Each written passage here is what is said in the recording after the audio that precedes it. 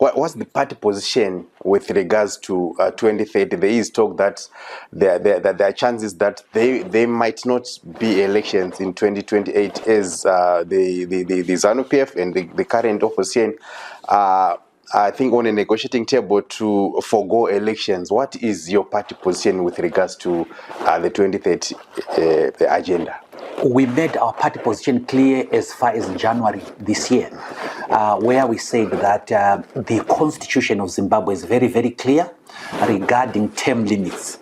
And the people of Zimbabwe want a president with a limited term, in line with international best practice. So President Mnangagwa wants to have a third term, and we as the MDC disagree with that very, very fundamentally, because we think that the constitution must be a document that must be respected.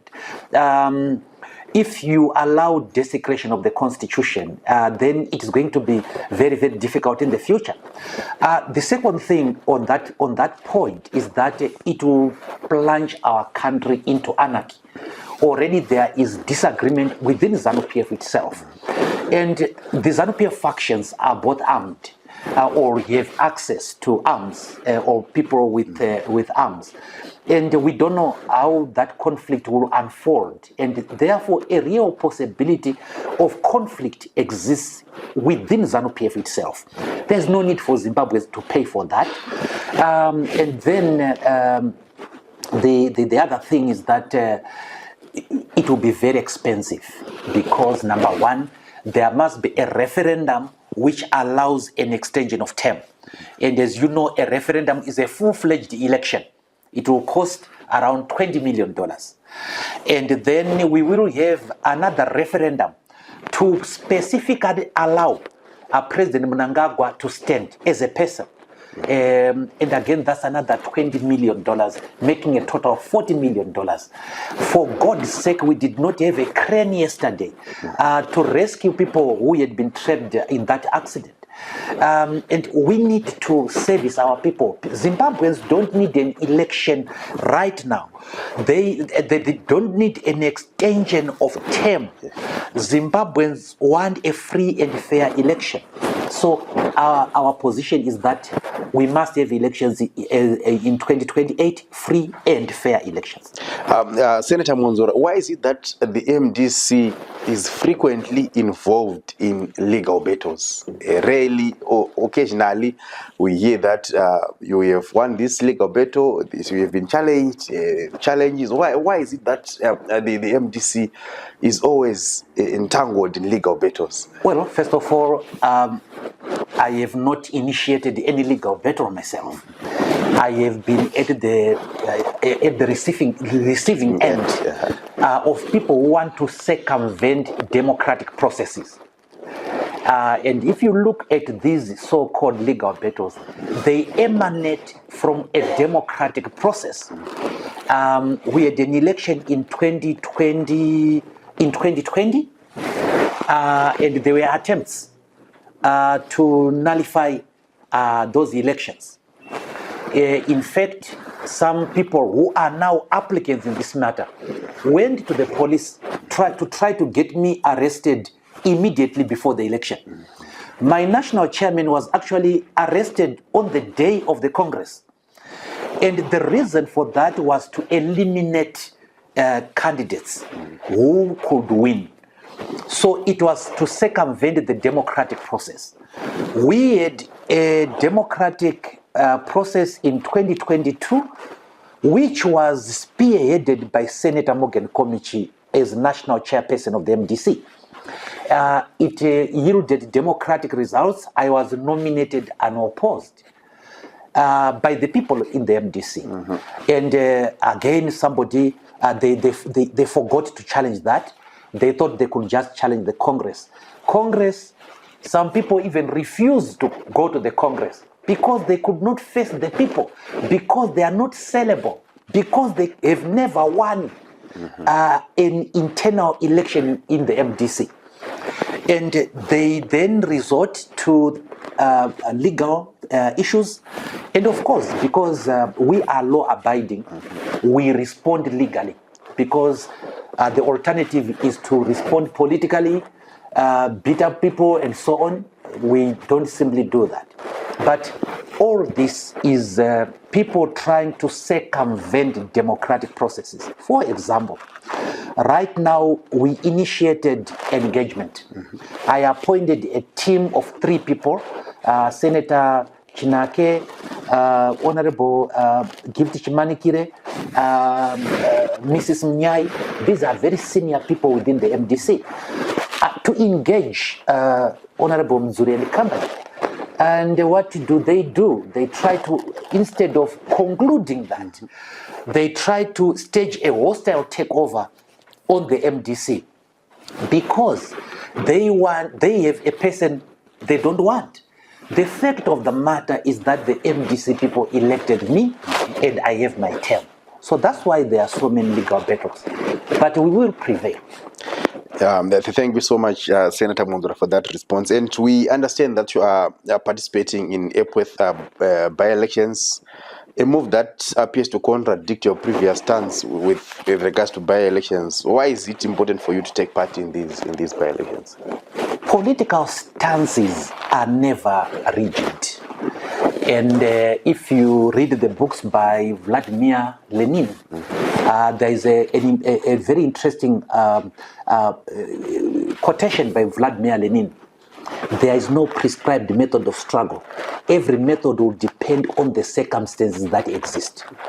Now, in regarding to the change by the MDC, it has been motivated by a number of factors. Principle number 1 was that ZEC has made attempts at electoral reforms, which is what was one of our reasons for not participating.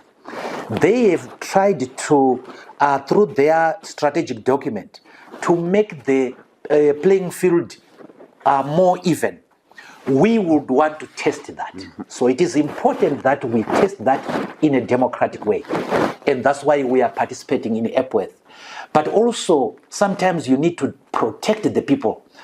In Epworth, 16,000 houses are facing demolition. The MPs are supporting that. Some of the councillors are supporting that across the political divide. And we want a voice of reason within the council in Epworth. And that's why we have fielded the lady, and she's doing fantastically well. So the issue of the reforms that ZEC has done, and the need to test them. And also, from a practical, pragmatic point of view, the sense have shifted, the political sense have shifted ever since MDC did badly in 2022.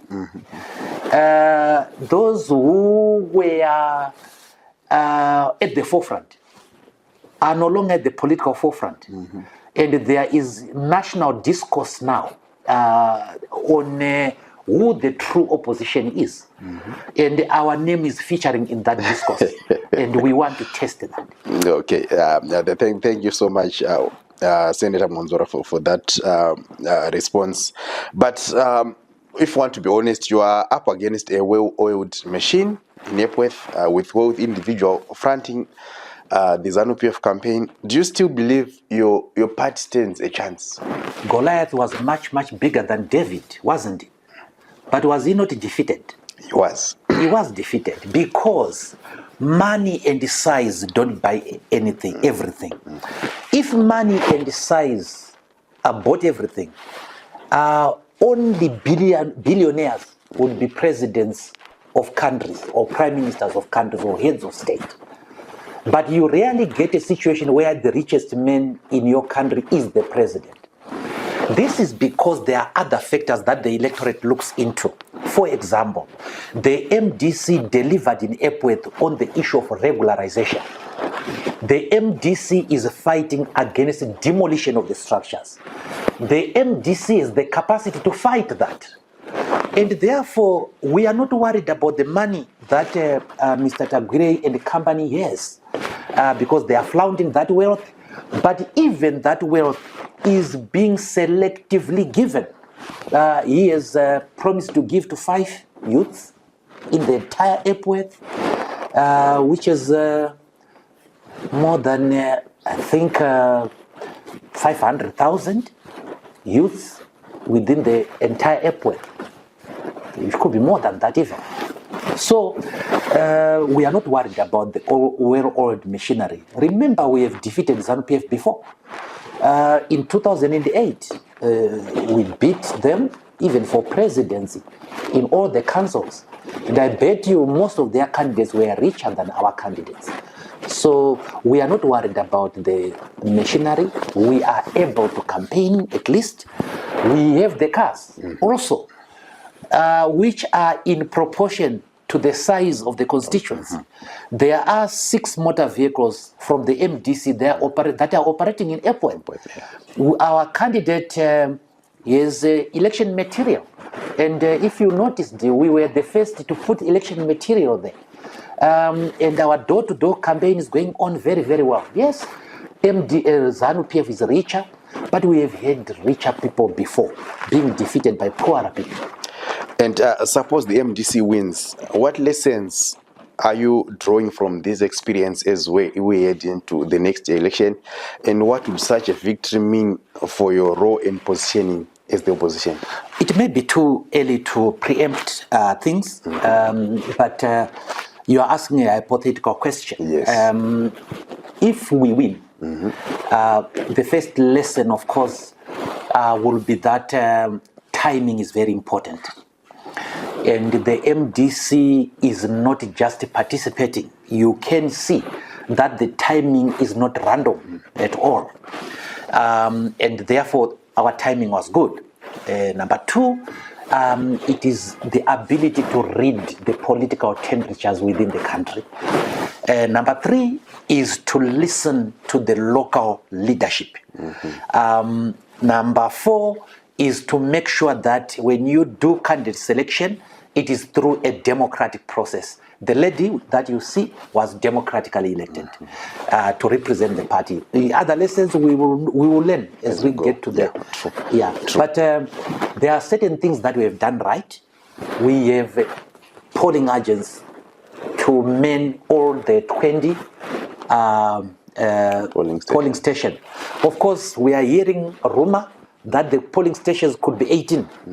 We are also hearing a rumor that there is going to be a polling station in Ward 7 instead of in Ward 6 because they want people in Ward 7 to vote.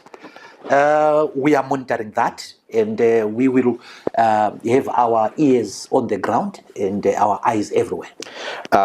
During the press conference, Senator Mwonzora, you mentioned that Zviganandas are trying to make their way into Epworth in pursuit of probably tenders. Could you elaborate on that? Yes, there are opportunities in Epworth that have arisen.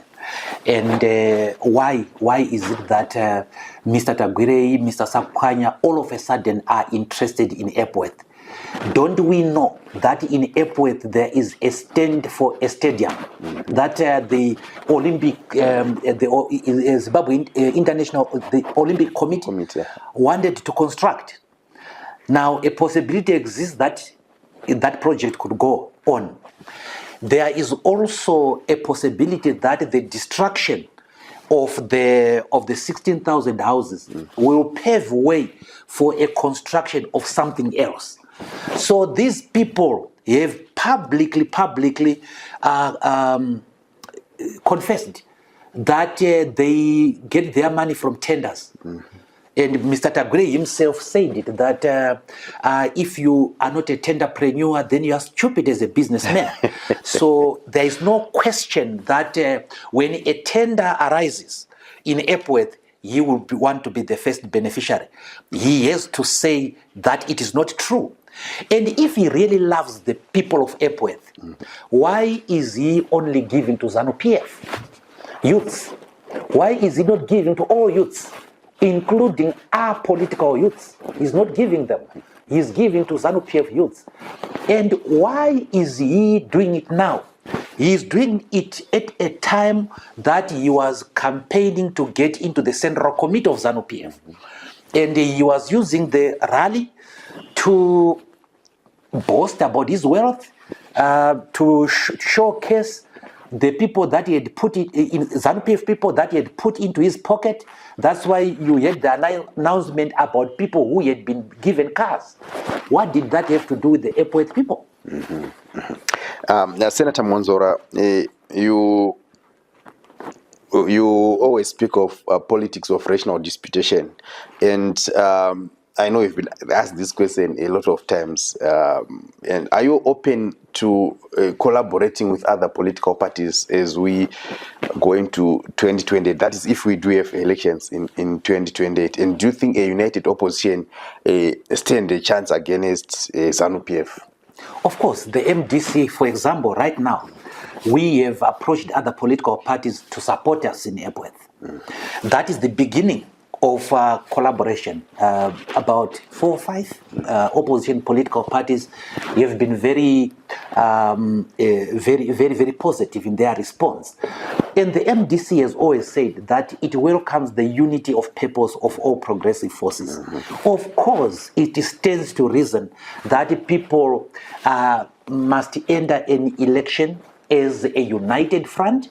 So we are open to that as the MDC. But of course, you know, there are certain things that we have to look at. Issues of principle. How are we going to select our candidates? We will not accept Bereka Mwana because it's undemocratic. It goes against our principles as the MDC. But yes, that's why we have, as the MDC, that's why we are in NERA. It's a group of political parties. That's why a day doesn't pass without me conversing with a leader of a political party. Because although some of them may be smaller than us, we realize their right to exist. We realize also that they have a membership, which is important for the collective vote. And in your daily engagement with political parties, have you by any chance spoken to Mr. Chamisa? When he was still a leader of a political party, yes, I did speak to him on a number of occasions, actually. And these occasions were very serious occasions. The first time, it was at Senator Java's funeral in Horton Park.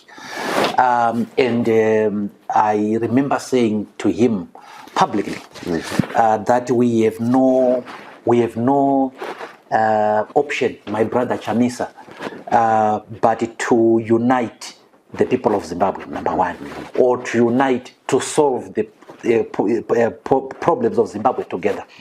The next day, his apparatchiks were calling for my head to be examined.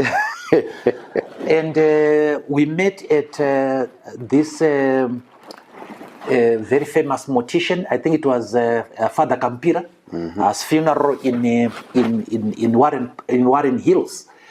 And the organizers made sure that we sat side by side with Advocate Chamisa. We talked very well about what was going on in the CCC at that time, what was going on in the MDC at that time.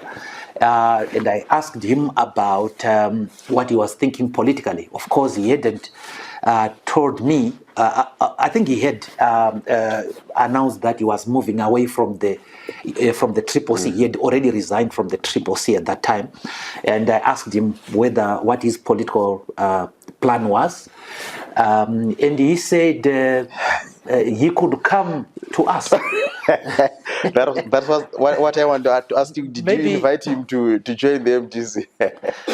Well, I have said it before. If he was to come to the MDC, this is his part of origin, isn't it? And I've always said it. If we, the MDC, could talk to ZANU-PF during the negotiations of the GNU, if we could talk to ZANU-PF, which at that time had murdered 300 of our finest youngsters here, if we could talk to them on the basis that it was in the best interest of Zimbabwe, why can't I talk to Chamisa, for example? You know, I do not have personal differences with him. I I may disapprove, of course, of his leadership style, but that's his style. But I do not have personal issues with him. So engaging him will be no problem to me. Thank you so much, Senator Mwonzora, for your time, and we appreciate you, and we appreciate your open door policy. We know that anytime we need to sit down with you, it's just a phone call away. We appreciate you for that. Thank you. Thank you.